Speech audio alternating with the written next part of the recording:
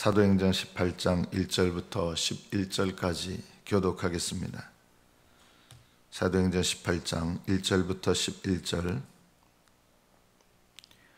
1절부터 교독합니다. 그 후에 바울이 아덴을 떠나 고린도에 이르러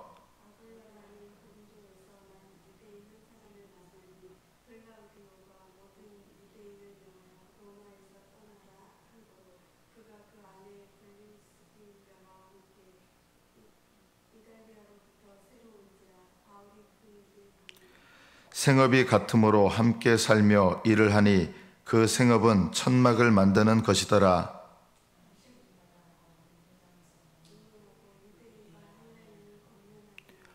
실라와 디모데가 마게도냐로부터 내려오매 바울이 하나님의 말씀에 붙잡혀 유대인들에게 예수는 그리스도라 밝히 증언하니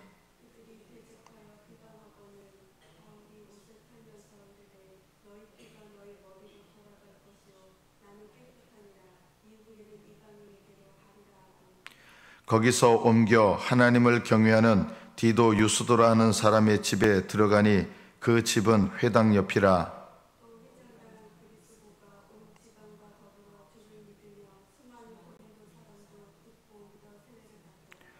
밤에 주께서 환상 가운데 바울에게 말씀하시되 두려워하지 말며 침묵하지 말고 말하라.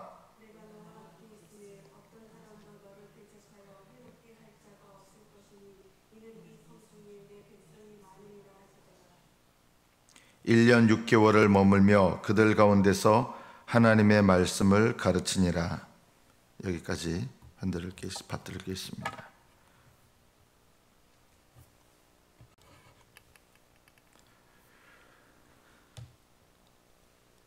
철학의 중심지요, 우상의 중심지라고 할 수 있는 아테네를 떠나서 고린도에 바울이 이르게 됩니다. 이 고린도는 고린도전서, 고린도후서를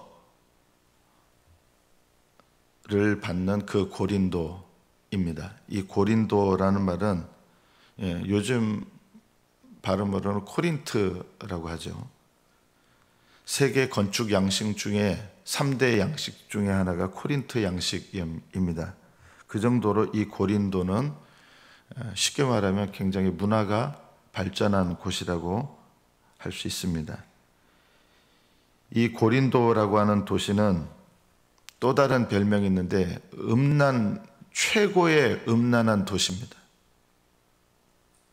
성적으로 문란한 도시입니다. 아마 전 지역에서, 로마가 지배하고 있는 전 지역에서 가장 성적으로 문란한 도시가 이 고린도입니다.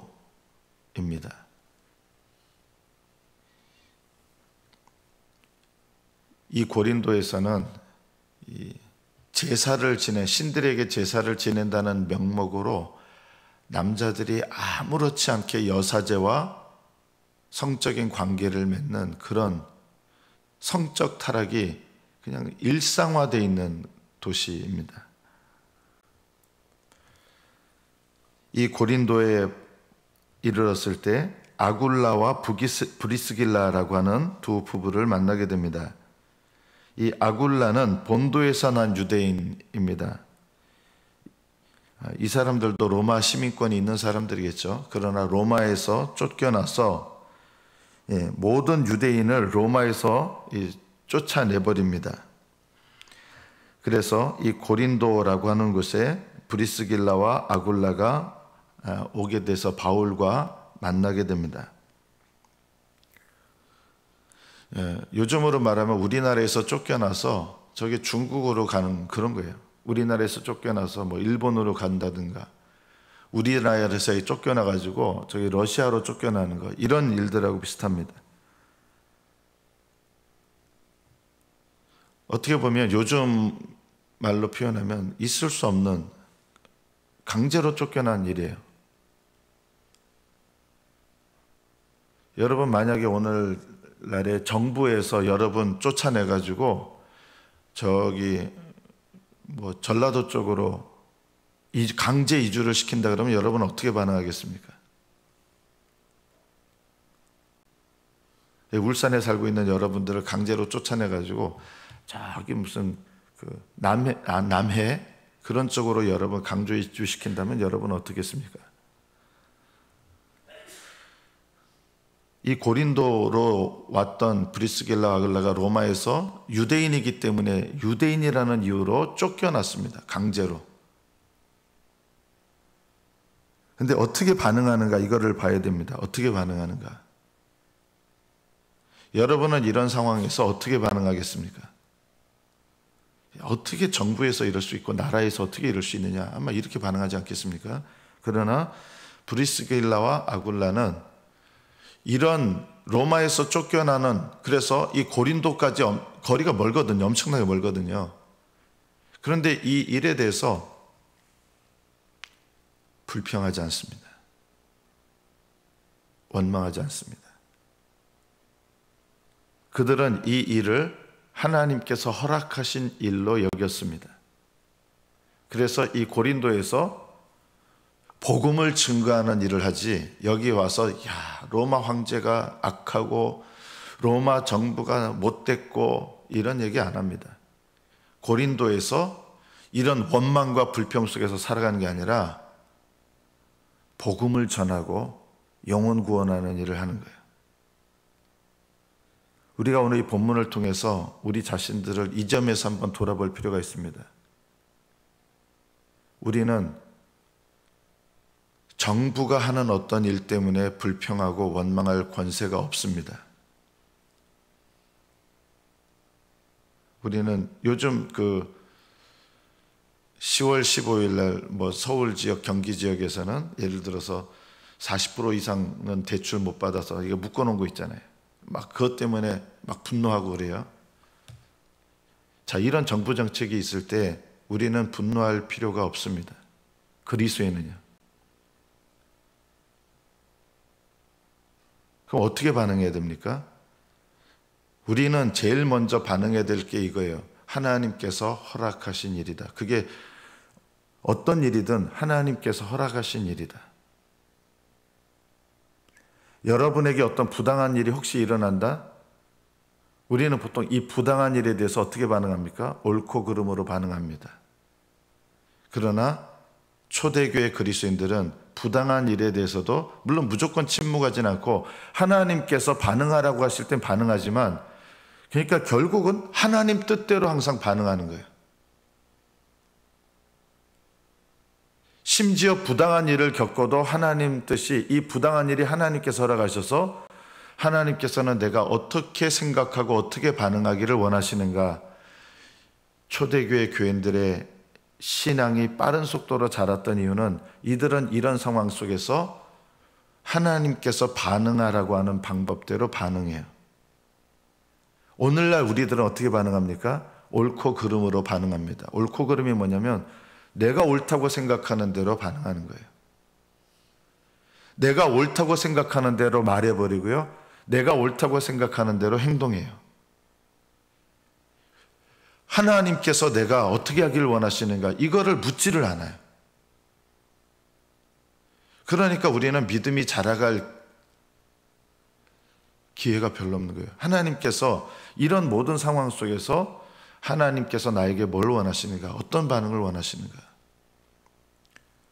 여러분이 브리스길라와 아굴라처럼 정부에 의해서 강제로 이주를 당했다 그러면 여러분은 어떤 반응을 하겠습니까? 이런 나라 그냥 두면 안 된다. 혹시 이렇게 하지 않겠습니까? 이런 나라 그냥 내버려 두면 안 된다. 맨날 여기 뛰들고 피켓 들고 또는 데모하고 그렇게 하겠습니까? 그것은 세상 사람들 방법이에요. 하나님은 내가 어떻게 하기를 원하시는가?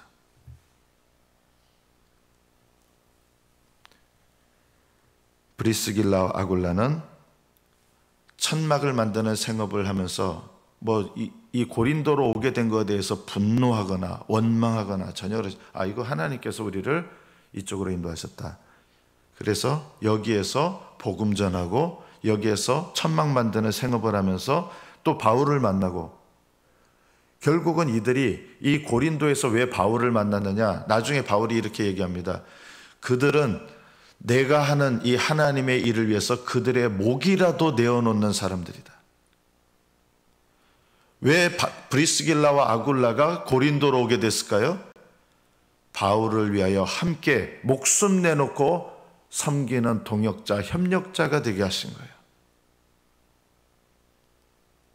하나님께서 로마에서 유대인들을 쫓아내는 과정에서 왔지만 하나님은 이 일을 사용하셔서 바울의 동역자가 되게 하셨습니다. 어떻게 보면 바울에게 있어서 가장 강력한 그리고 가장 헌신적인 동역자가 된 사람들이 브리스길라와 아굴라였습니다. 이 동역자가 된 나중에 하늘나라에서 보면 브리스길라와 아굴라는 내 사랑하는 바울, 온 세계에 복음을 증거하는 바울을 위하여 목이라도 내어놓으면서 헌신하고 동역하는 자들이 되었다. 이렇게 칭찬받고 상을 받게 될 것입니다. 하나님께서 바울을 만나게 하시기 위해서 고린도로 강제 추방당하게 하신 거예요. 여러분은 하나님께서 허락하신 일들 가운데 어떻게 반응하시고 어떻게 생각하고 어떻게 해석합니까? 두 번째도 보십시오. 실라와 디모데가 이제 마게도냐에서 바울이 먼저 왔어요. 마게도냐에 남아서 그들을 세우는 일을 하도록 하고 그들이 이제 왔습니다. 이때 바울이 하나님의 말씀에, 여기 하나님 말씀은 복음이죠. 예수 그리스도의 복음. 하나님의 말씀에 붙잡혀서 유대인들에게 예수는 그리스도라 밝히 증언하게 됩니다. 아주 드러내서 증언하는 거예요. 겁내지 않고, 늘 폭동이 일어나잖아요. 그런 것에 아랑곳하지 않고 바울은요, 이런 트라우마가 없어요. 사람이 어려움을, 복음 전하다 어려움을 겪으면 트라우마를 갖게 되는데 바울은 이런 트라우마가 없었어요. 그리스도라, 예수는 그리스도라 밝히 증언하게 됩니다. 그러니까 이 유대인들이 어떤 반응을 했습니까? 바울을 대적하고 바울에 대해서 비방하게 됩니다. 자, 문제는 우리가 그 다음 보세요. 유대인들이 바울을 대적하여 비방하는데 바울은 어떻게 반응합니까? 옷을 털면서 이르되 너희 피가 너희 머리로 돌아갈 것이요 나는 깨끗하니라. 이게 성질 내는 거예요? 아니에요. 예수님께서 복음을 고의적으로 반대하고 고의적으로 복음을 회방하는 자들에 대해서 거기서 나오면서 발에 묻은 먼지를 떨어뜨리라. 바울은요, 분노하거나 어떻게 유대인들이 이럴 수 있어, 이게 아니라 예수님께서 말씀하신 방법대로 반응하는 거예요. 다른 말로 말하면 하나님 말씀대로 반응하는 거예요.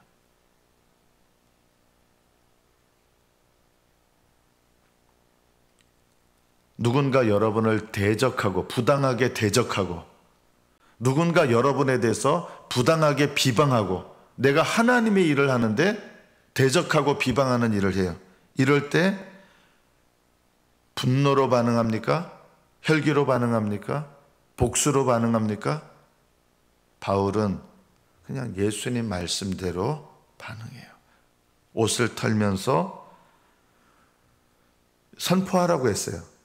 너희 피가, 복음을 받아들이지 않는 피가 너희 머리로 돌아갈 것이요. 뭐 화가 나서 저주한 것도 아니에요. 이거는 예수님께서 하라고 하신 거예요. 복음을 고의적으로 받아들이지 않는 사람에게는 먼지를 털면서 그들에게 책임이 있다 이렇게 선포하고 다른 데로 옮기라고 했거든요.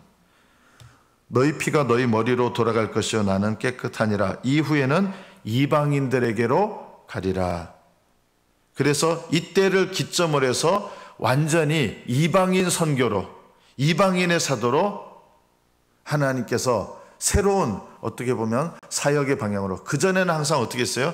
유대인을 우선해서 그 다음에 유대인에게 복음을 전하면서 이방인에게, 그리고 어딜 가든지 유대인에게 우선해서 복음을 전하고 그 다음 이방인에게 이랬는데, 이때부터 기점으로 사도 바울은 완전히 이방인의 사도로서 이방인들에게 복음을 증거하는 이런 사명을 감당하게 됩니다.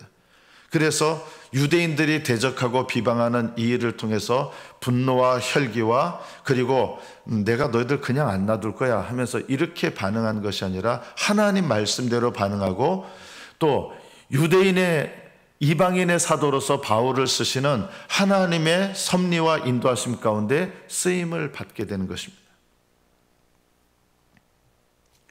거기서 옮겨 하나님을 경외하는 디도 유스도라고 하는 사람의 집에 들어가서 머물게 됩니다. 이 회당 옆이에요. 왜 회당 옆에 또 머물게 됐을까요? 회당에서 말씀을, 복음을 전해야 되니까. 바울이 이 고린도에서 떠나버린 것도 아니었어요. 왜냐하면 주님께서 오늘 세 번째 말씀에 보면은 밤에 환상 가운데 주님께서 나타나서 말씀하십니다. 두려워하지 말며 침묵하지 말고 말하라. 내가 너와 함께 있다. 어떤 사람도 너를 대적하여 해롭게 하지 못한다. 여러분, 대적하여 해롭게 하지 못한다는 말은 대적하는 일이 안 일어난다는 게 아니라 대적하는 일이 아무리 일어난다 해도 내가 너를 지켜주신다 이 뜻이에요. 대적하여 너를 해롭게 할 자가 없다. 왜 그러느냐? 왜 주님께서 대적하여 해롭게 할 자가 없게 하신다는 거예요? 이는 이 성중에, 고린도죠, 고린도. 이 성중에 내 백성이 많음이라. 바울 사도가 이 주님의 말씀에 대해서 어떻게 반응합니까? 여기 이렇게 나를 대적하고 비방하니 또 딴 데로 옮겨. 이게 아니라 그 지역에서 옮겼지만 이 고린도 성에 계속 머물러 있으면서 얼마나 머물러 있어요? 1년 반을 머물러 있어요. 굉장히 오랜 기간이에요. 물론 가장 오래 머물러 있었던 곳은 에베소라는 곳입니다.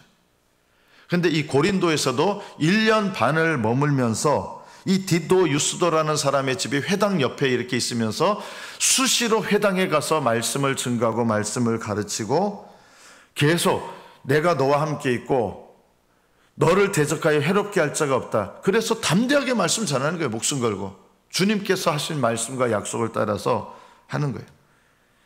그들 가운데서 하나님의 말씀을 가르쳤습니다. 1년 6개월이나.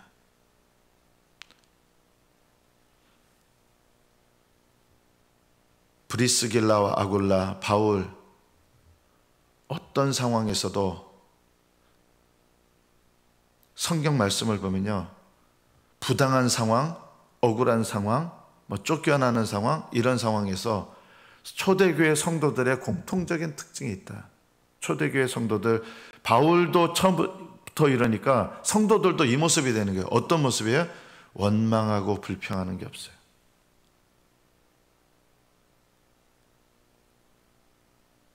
여러분은 그리스도의 종들입니다.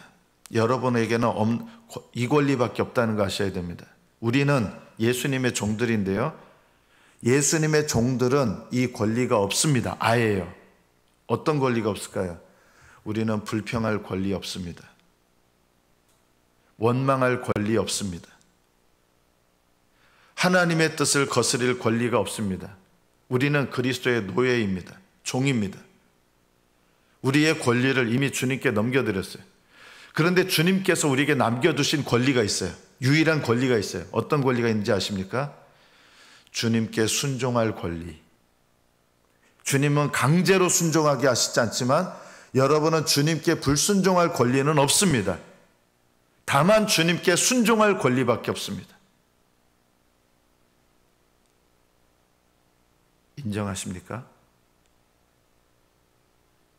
여러분은 그리스도의 종들로서 주님께 순종해야 될지 말아야 될지를 여러분이 선택할 권리가 없습니다. 여러분은 오직 주님의 뜻을 묻고 주님의 뜻대로 순종할 권리밖에 없습니다. 우리는 그리스도의 것이고 그리스도의 종입니다. 여러분은 여러분 마음대로 결정할 권리가 없습니다. 왜냐하면 그리스도의 종이기 때문입니다. 하나님께서 허락하신 일들 속에서 그것이 세상적으로 보면 부당한 일들이고 억울한 일이고 할지라도 우리는 그것에 대해서 분노할 권리가 없습니다. 왜냐하면 하나님께서 부당한 일도 억울한 일도 허락하셔서 그 일들 속에서 자기 부인을 배우게 하시고 자기 십자가를 지고 따르는 법을 배우게 하시기 때문입니다. 너희들이 나를 따라오려거든, 그리스도의 종들은 주님을 따르거든요. 너희가 나를 따라오려거든 자기를 부인해라. 오늘날 그리스도의 종으로서 모든 삶의 순간순간마다 우리가 배워야 될 게 뭐냐면 자기를 부인하는 것입니다. 저는 자기를 부인하는 습관이 되신 분들을 보지 못했습니다. 거의 보지 못했습니다. 자기를 부인한다는 것은 모든 상황과 모든 일들 속에서 내 스스로의 권리, 결정권, 이거 주님께 이미 다 넘겨드린 거예요. 우리는 내 의를 주장할 권리도 없습니다. 그런데 우리는 내 의를 주장합니다. 내가 옳다는 것입니다. 주님은 옳고 그름으로 여러분에게 반응하라고 하신 적이 없습니다. 나는 이 억울한 일을 참을 수 없습니다. 억울한 일을 겪을 때 우리는 주님의 뜻대로 반응할 권리밖에 없습니다. 그런데 억울한 일을 당하면 어떻게 반응합니까? 나는 이 억울한 일을 나는 못 견디겠어요. 나는 억울한 일을 저항하겠습니다. 우리 마음대로 반응합니다. 우리 생각대로 반응합니다. 우리는 말은 주님의 종이라고 하지만 다 내 마음대로 결정하고 내 마음대로 합니다. 우리는 자기 부인을 배우지 않습니다. 예수님의 종들은 예수님을 따르는 자들이고 예수님을 따르는 것의 첫 번째는 자기 부인입니다. 내가 옳다고 생각하는 것, 내가 하고 싶다고 하는 것, 우리는 그것을 내 마음대로 할 권리가 없습니다. 그러나 경험적으로 보면 성도들이, 초대교회 성도들은 왜 믿음이 빨리 자랐느냐? 모든 일들 속에서 자기 부인부터 시작합니다. 오늘날 성도들은 모든 일 속에서 내 뜻으로부터 시작합니다. 이것이 엄청난 차이입니다.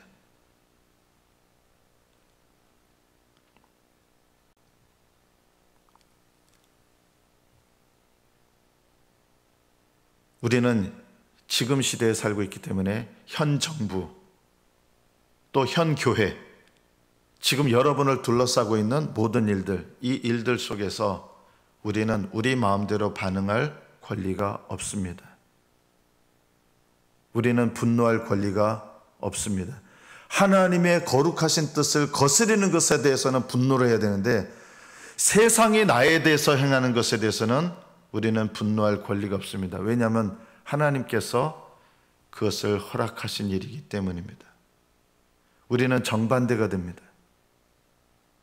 하나님의 영광이 가리워지는 것에는 침묵하고 하나님의 뜻이 묻어지는 것은 침묵하고 내 이익에 관계되는 일은 분노하고 불평하고 원망하고 우리가 자기 부인을 배우는 제일 첫 번째가 뭐냐? 여러분 이것을 꼭 기억하시고 날마다 훈련하시기 바랍니다. 불평과 원망하는 입술을 닫으십시오. 그리고 불평과 원망을 전달하는 입술을 닫으십시오. 이것이 우리 신앙을 훈련하는 가장 중요한 비결입니다. 우리는 이 권리밖에 없습니다. 기억하십시오. 범사에 감사하라. 쉬지 말고 기도하라. 항상 기뻐하라. 이것이 그리스도의 종된 자들에게, 종들에게 주신 영적인 권리입니다. 우리는 항상 기뻐하고 쉬지 말고 기도하고 범사에 감사할 권리밖에 없습니다. 이 그리스도의 종들로서 여러분의 삶을 매 순간순간마다 사시는 연습을 하십시오. 그러면 이 땅에서 하나님 나라를 세우는 종들이 될 것이고 하늘의 백성에 합당한 자들이 될 것이고 하나님께서 여러분의 삶에 놀라운 은혜와 하나님께서 세워가시는 것을 경험하는 복된 인생들이 될 것입니다. 우리는 그리스도의 종입니다. 우리는 내 마음대로 결정할 권리는 없습니다. 오직 주님 뜻대로 순종할 권리만 있습니다. 기도하겠습니다.